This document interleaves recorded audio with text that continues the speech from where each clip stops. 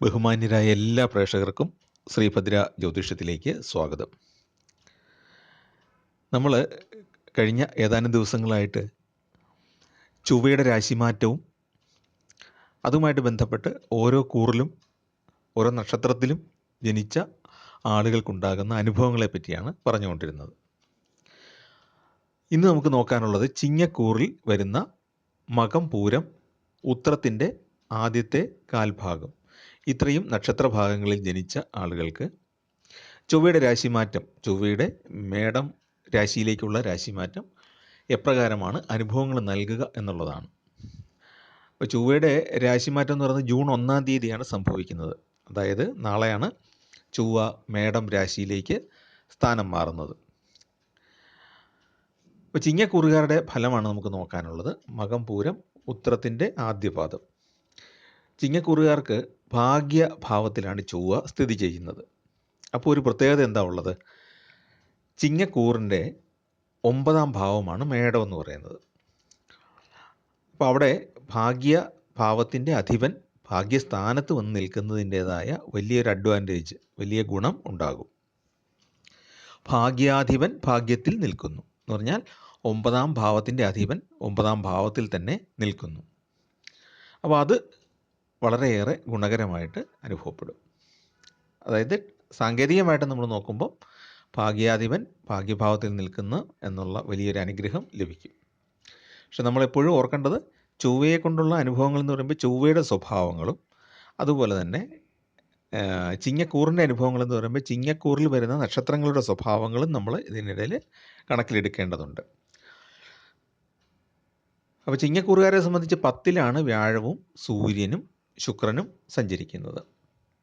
10-ൽ വ്യാഴം എന്ന് പറയുന്നത് പൂർണ്ണമായും ഗുണകരമായ അവസ്ഥയല്ല. 10-ൽ സൂര്യൻ എന്ന് പറയുന്നത് അധികാരവും അതുപോലെ തന്നെ ബഹുമാന്യതയൊക്കെ കിട്ടുന്ന ഒരു ഗ്രഹ അവസ്ഥയുമാണ്. ചൊവ്വയാണെങ്കിൽ നേട്ടങ്ങൾ പിടിച്ചെടുക്കുന്ന ഒരു സ്വഭാവക്കാരനാണ്. ആ ഗ്രഹത്തിൻ്റെ ഒരു സ്വഭാവം എന്ന് പറയുന്നത് നേട്ടങ്ങൾ പിടിച്ചെടുക്കുക എന്നുള്ളതാണ്. അപ്പോൾ ഇങ്ങനെ അത് ഭാഗ്യഭാവത്തിലാണ് നിൽക്കുന്നത്. അപ്പം നമ്മൾ കുറേ നേട്ടങ്ങൾ ബലം പ്രയോഗിച്ചോ അല്ലെങ്കിൽ നമ്മുടെ കഴിവ് കൊണ്ടോ ഒക്കെ നേടിയെടുക്കാൻ സാധിക്കുന്ന ഒരു കാലഘട്ടമാണ് എന്ന് ചുരുക്കി പറയാം. ഭാഗ്യാനുഭവങ്ങൾ പുഷ്ടിപ്പെടും. അപ്രതീക്ഷിതമായ ചില നേട്ടങ്ങൾക്ക് സാധ്യതയുണ്ട്. പൂർണ്ണമായും 100% നേട്ടമുള്ള കാലമെന്ന് വിചാരിക്കരുത്. ചൊവ്വയെ കൊണ്ടുള്ള, അതായത് അല്പം ശക്തി പ്രയോഗിച്ച് നേടേണ്ട നേട്ടങ്ങളൊക്കെ, അല്ലെങ്കിൽ നമ്മുടെ സ്വാധീനമൊക്കെ ഉപയോഗിച്ച്, അധികാര സ്വാധീനമൊക്കെ ഉപയോഗിച്ച് നേടേണ്ട നേട്ടങ്ങൾക്ക് സൂര്യനും ചൊവ്വയും ഒക്കെ സഹായിക്കും. വ്യാഴം അതിനുള്ള ഭാഗ്യവും തരുന്നതാണ്. അങ്ങനെ അപ്രതീക്ഷിത നേട്ടങ്ങൾക്ക് സാധ്യതയുണ്ട്. പിതൃധനം അനുഭവത്തിൽ വരാം. 9-ാം ഭാവമാണ്, 9-ാം ഭാവവുമായിട്ട് ബന്ധപ്പെട്ടാണ് നിൽക്കുന്നത്. അപ്പം പിതൃധനം അനുഭവത്തിലേക്ക് വരാനുള്ള സാധ്യതയുണ്ട്. പ്രോപ്പർട്ടിയൊക്കെ വീതം വെച്ചെടുക്കുകയോ അല്ലെങ്കിൽ വിൽപത്രത്തിൽ കൂടിയോ ഏതെങ്കിലും രീതിയിൽ പിതാവിൽ നിന്നുള്ള ധനം വന്നെത്താം.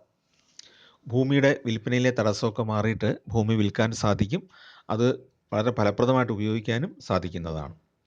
ഉദ്യോഗത്തിൽ ഉയർച്ച ഉണ്ടാകും. പ്രൊമോഷൻ കിട്ടാനുള്ള സാധ്യതയുണ്ട്. ഉദ്ദേശിക്കുന്ന സ്ഥലത്തേക്ക് സ്ഥലമാറ്റം ലഭിക്കാനുള്ള സാധ്യതയുണ്ട്. ഉയർന്ന സ്വാധീന ശക്തി പ്രകടമാക്കുന്ന കാലഘട്ടമാണ്. കർമ്മഭാവത്തിൽ നിൽക്കുന്ന സൂര്യനും ഭാഗ്യഭാവത്തിൽ നിൽക്കുന്ന ചൊവ്വയും ചേർന്ന് സംഘടനാ പ്രവർത്തനങ്ങളിലും രാഷ്ട്രീയ പ്രവർത്തനങ്ങളിലുമൊക്കെ നമ്മുടെ ശക്തി വർദ്ധിപ്പിക്കും. അപ്പോൾ അതുകൊണ്ട് തന്നെ ധാരാളം നേട്ടങ്ങൾ പിടിച്ചെടുക്കാൻ സാധിക്കുന്ന ഒരു കാലമാണ്. സഹോദരങ്ങളുടെ എന്ന് പറഞ്ഞാൽ സഹോദരങ്ങളുടെയോ സഹോദര സ്ഥാനത്തുള്ളവരുടെയോ പിന്തുണ നല്ല രീതിയിൽ ലഭിക്കുന്നതാണ്. നമുക്ക് നമ്മുടെ കീഴിൽ ജോലി ചെയ്യുന്ന കുറേ ആളുകളുണ്ടാകും, അല്ലെങ്കിൽ നമ്മുടെ സഹപ്രവർത്തകരുണ്ടാകും, നമ്മളോടൊപ്പം ജോലി ചെയ്യുന്നവർ. അപ്പോൾ അവരെയൊക്കെ നമുക്ക് അവരുടെയൊക്കെ മേലൊരു ആധിപത്യം സ്ഥാപിക്കാനായിട്ട്, നമ്മൾ പറയുന്ന രീതിയിൽ കാര്യങ്ങൾ ചെയ്യിക്കാനുള്ള ഒരു ആധിപത്യം സ്ഥാപിക്കാനായിട്ട് കഴിയുന്നതാണ്. കടബാധ്യതകൾ നല്ലൊരു അളവ് വരെ കുറയ്ക്കാൻ സാധിക്കുന്ന ഒരു കാലമാണ്. നല്ല ഒരു പരിധിവരെ കടബാധ്യതകൾ അടച്ചു തീർക്കാൻ സാധിക്കുന്ന ഒരു കാലമാണ്. ഇപ്പോൾ കുറേ പണമൊക്കെ കിട്ടും, ഏതെങ്കിലുമൊക്കെ രീതിയിൽ പണം ലഭിക്കാൻ സാധ്യതയുണ്ട് ഈ മകം, പൂരം, ഉത്രം നക്ഷത്രക്കാർക്ക്. ആ പണം കൊണ്ട് നിലവിലുള്ള കടങ്ങളിലെ ഒരു പങ്കെങ്കിലും അടച്ചു തീർക്കാനായിട്ട് ശ്രദ്ധിക്കുക. ഒരു ഭാഗമെങ്കിലും അടച്ച് പൂർത്തിയാക്കുക. അപ്പം നല്ല രീതിയിൽ കടബാധ്യത വീട്ടാനായിട്ടുള്ള അവസരങ്ങൾ ഈ സമയത്ത് ഉണ്ടാകും. അതുപോലെ തന്നെ ദേവീഭാവത്തിലുള്ള ക്ഷേത്രങ്ങളിൽ, ദേവീ ശക്തി പ്രതിഷ്ഠയുള്ള ക്ഷേത്രങ്ങളിൽ നമുക്ക് പല പല ചടങ്ങുകളിൽ പങ്കെടുക്കാനുള്ള യോഗവും ഉണ്ടാകുന്നതാണ്. ഉത്സവമാകാം, അല്ലെങ്കിൽ ഭാഗവത സപ്താഹമാകാം, അല്ലെങ്കിൽ ദേവീ ഭാഗവത പാരായണമാകാം, അല്ലെങ്കിൽ പ്രത്യേക ഏതെങ്കിലും ഒരനുഷ്ഠാനം ആകാം, വ്രതമോ അനുഷ്ഠാനമോ ആകാം. അപ്പോൾ ഏതെങ്കിലും ഒരു രീതിയിൽ ദേവീക്ഷേത്രത്തിലെ ചടങ്ങുകളിൽ പങ്കെടുക്കാനുള്ള യോഗം ഉണ്ടാകും. അപ്പോൾ ഏറ്റവും പ്രധാനം ഈ കടബാധ്യത മാറ്റാൻ കഴിയും എന്നുള്ളതാണ്. മുഴുവനായിട്ടല്ലെങ്കിലും ഭാഗികമായിട്ടാണെങ്കിലും അത് കുറയ്ക്കാനായിട്ട് സാധിക്കും. ജോലിയിലും ബിസിനസ്സിലുമൊക്കെ അനുകൂലമായ സന്ദർഭങ്ങൾ ഉണ്ടാകും. ബിസിനസ്സിൽ ലാഭം സൃഷ്ടിക്കാനായിട്ട് സാധിക്കും. ആരോഗ്യ പ്രശ്നങ്ങൾ കാര്യമായിട്ട് അലട്ടുകയില്ല. ചെറിയ ചെറിയ ആരോഗ്യ പ്രശ്നങ്ങളൊക്കെ ഉണ്ടാവുകയും ചെയ്യും. കിടന്നു പോകുന്ന രീതിയിലുള്ള ആരോഗ്യ പ്രശ്നങ്ങൾ ഉണ്ടാകാൻ സാധ്യത വളരെ വിരളമാണ്. ഇനി ജാതകത്തിൽ വ്യാഴം വളരെ നെഗറ്റീവായിട്ട് ദുസ്ഥാനത്ത് നിൽക്കുകയോ, ചൊവ്വ വളരെ അക്രമ സ്വഭാവം കാണിക്കുന്ന രീതിയിൽ, അതിസാഹസങ്ങളൊക്കെ കാണിക്കുന്ന രീതിയിലേക്കാണ് നിൽക്കുന്നതെങ്കിൽ മാത്രമേ കിടപ്പായി പോകുന്ന ഒരു അവസ്ഥ ഉണ്ടാവുകയുള്ളൂ.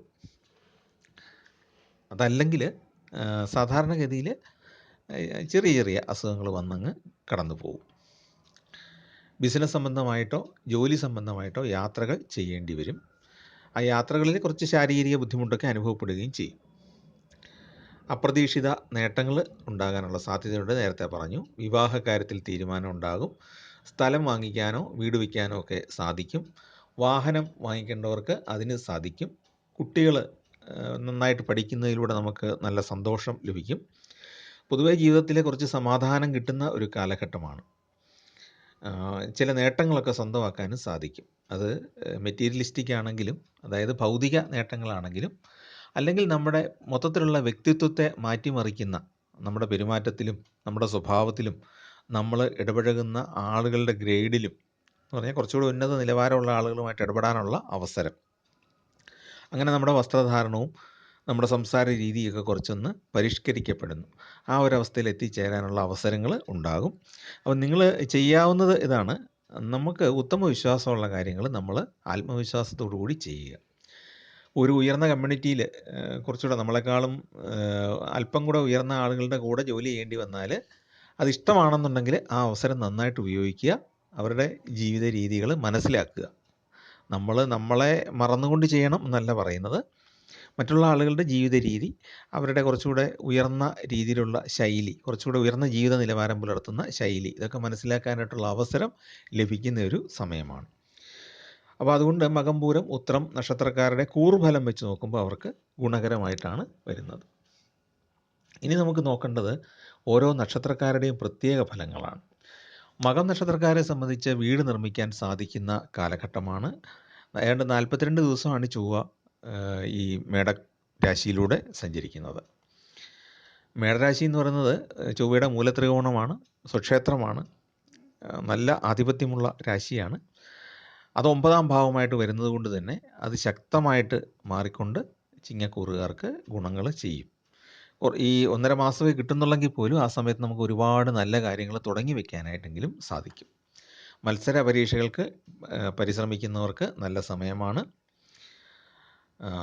ധാരാളം വിഭവങ്ങൾ നമുക്ക് ലഭിക്കാനുള്ള സാധ്യതയുണ്ട്. ഭക്ഷണമായിട്ടോ അല്ലെങ്കിൽ ആയുധങ്ങളായിട്ടോ അല്ലെങ്കിൽ വീട്ടുപകരണങ്ങൾ എന്ന് നമുക്ക് പറയാം. കുറച്ചുകൂടെ ആയുധം എന്ന് പറയുമ്പോൾ ആയുധങ്ങൾ അങ്ങനെ ആരും കൊണ്ട് സമ്മാനമായിട്ട് തരാറില്ല. ഇപ്പം ഈ ജ്യോതിഷമൊക്കെ രാജാവിൻ്റെ കാലത്ത് എഴുതിയതായതുകൊണ്ട് അന്നൊക്കെ നല്ല വാള്, പൊട്ടിപ്പോകുകയില്ലാത്ത, ഒടിഞ്ഞൊന്നും പോവുകയില്ലാത്ത നല്ല വാള്, അതൊക്കെ ഒരു ഗിഫ്റ്റായിട്ട് നമുക്ക് കൊടുക്കാറുണ്ടായിരുന്നു യുദ്ധത്തിന് പോകുന്നവർക്ക്.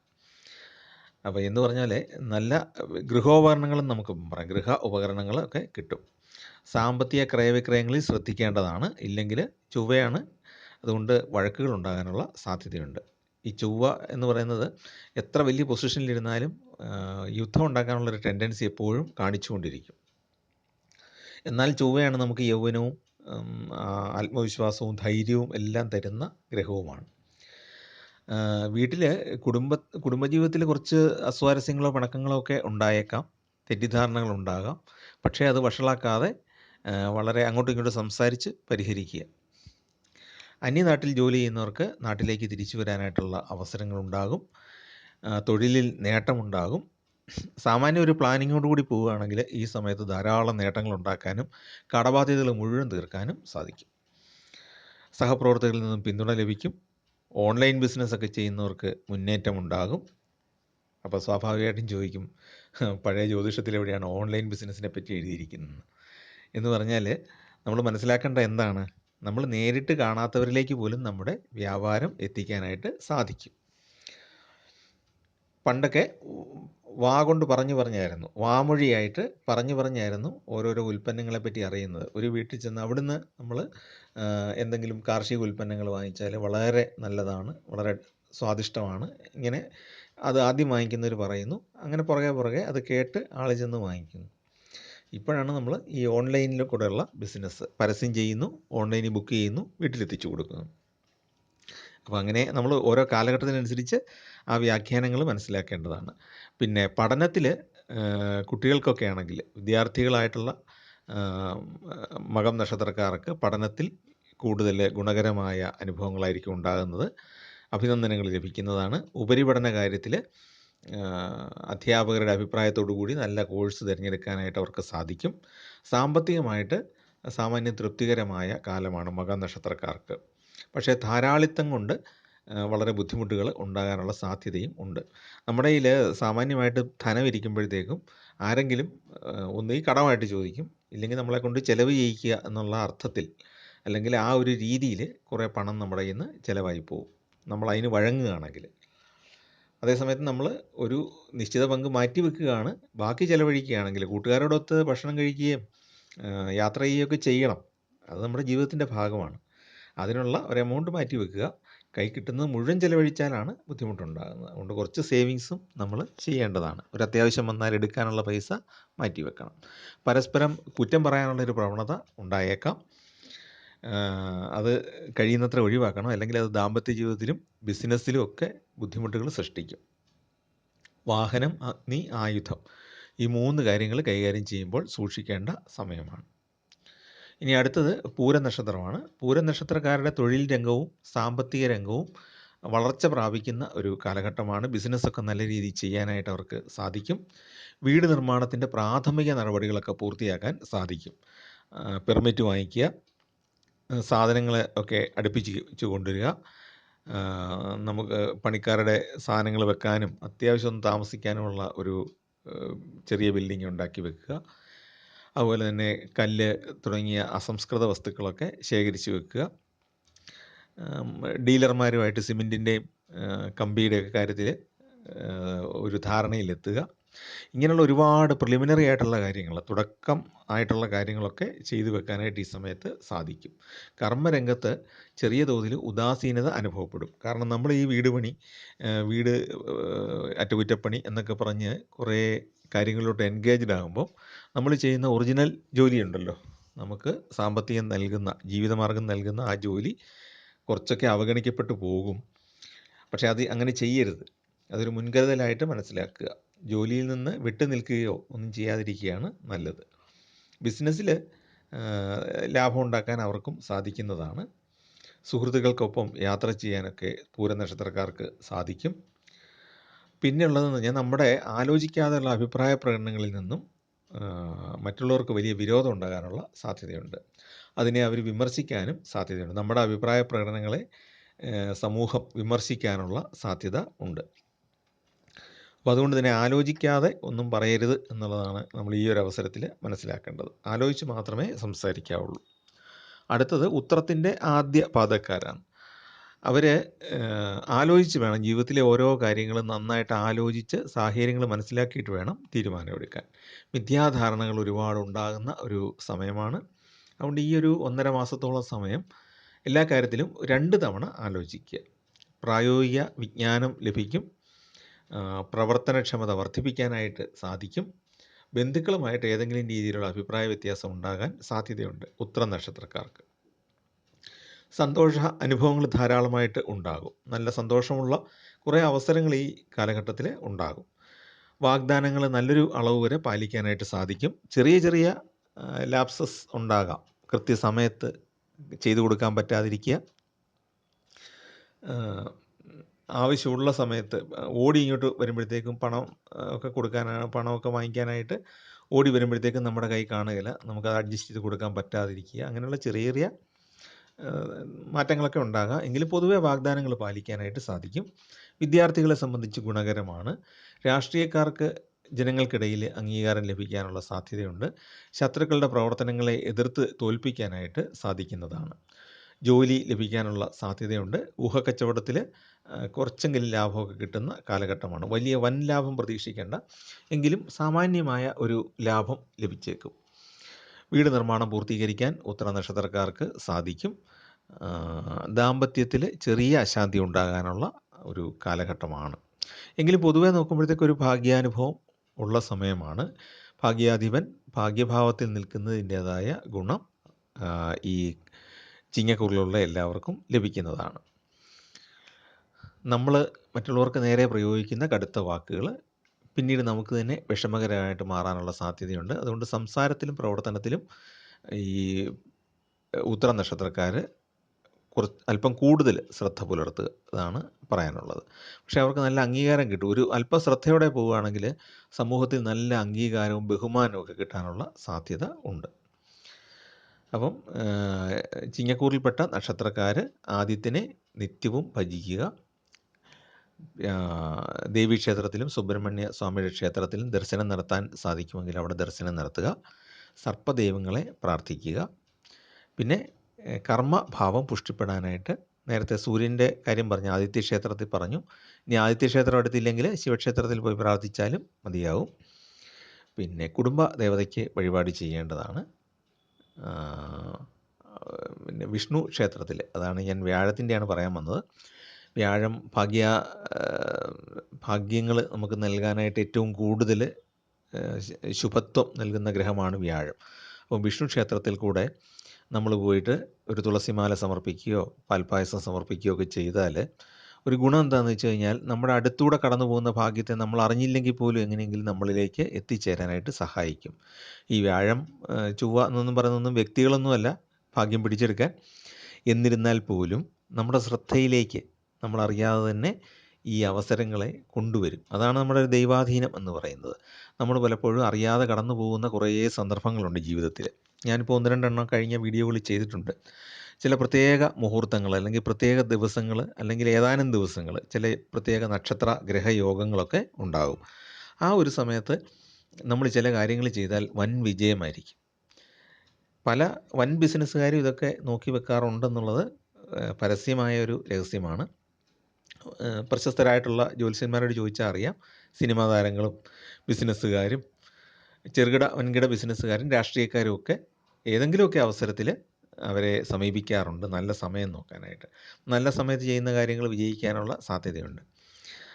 അപ്പം അങ്ങനെയാണ് ഞാൻ പറഞ്ഞത്, ജ്യോതിഷത്തിൻ്റെ ഒരു ഫലം എന്ന് പറയുന്നത് നല്ല സമയം നോക്കി നമുക്ക് അനുകൂലമായ കാര്യങ്ങൾ ചെയ്യാനായിട്ടത് ഉപകരിക്കുന്നതാണ്. അപ്പോൾ ഈ 3 നക്ഷത്രക്കാർക്കും ഈ സമയം അനുകൂലമാണ്. അപ്പോൾ അവർ ഭാഗ്യം വർദ്ധിപ്പിക്കാനായിട്ട് വിഷ്ണു ഭഗവാനെ കൂടെ പ്രാർത്ഥിക്കുക. ഓം നമോ നാരായണായ അല്ലെങ്കിൽ ഓം നമോ ഭഗവതേ വാസുദേവായ എന്നുള്ള ഏതെങ്കിലും ഒരു നാമം, അതൊരു മന്ത്രം കൂടെയാണ് ഇവയൊക്കെ. അപ്പോൾ ആ മന്ത്രം അഷ്ടാക്ഷരിയോ അല്ലെങ്കിൽ ദ്വാദശാക്ഷരി മന്ത്രമൊക്കെ ജപിക്കുന്നത് ഉത്തമമാണ്. വിഷ്ണു ക്ഷേത്രത്തിൽ നെയ്വിളക്ക് തെളിയിക്കുന്നത് ഉത്തമമാണ്. നിങ്ങൾക്ക് ഭാഗ്യാനുഭവങ്ങൾ ഉണ്ടാകാനായിട്ട് ഇത് വളരെ ഗുണകരമാണ്. അതുപോലെ തന്നെ നേരത്തെ പറഞ്ഞ പോലെ ആദിത്യ ക്ഷേത്രത്തിലോ ശിവക്ഷേത്രത്തിലോ പ്രാർത്ഥിക്കുക. സൂര്യനെ ദർശിക്കുന്നതും വളരെ ഉത്തമമാണ്. നമുക്കതിന് സാധിക്കുമെങ്കിൽ രാവിലെ എഴുന്നേറ്റ് സൂര്യൻ ഉദിച്ചു വരുന്ന സമയത്ത് സൂര്യനെ ദർശിക്കുന്നത് വളരെ ഗുണകരമാണ്, ആരോഗ്യത്തിനും നല്ലതാണ്. അപ്പോൾ എന്താണെങ്കിലും ഈ ഒരു അവസരം നന്നായിട്ട് ഉപയോഗിക്കുക. ചിങ്ങക്കൂറിൽപ്പെട്ട 3 നക്ഷത്രക്കാർക്കും ഏറ്റവും നല്ല അനുഭവങ്ങൾ ഉണ്ടാകട്ടെ എന്ന് പ്രാർത്ഥിക്കുന്നു.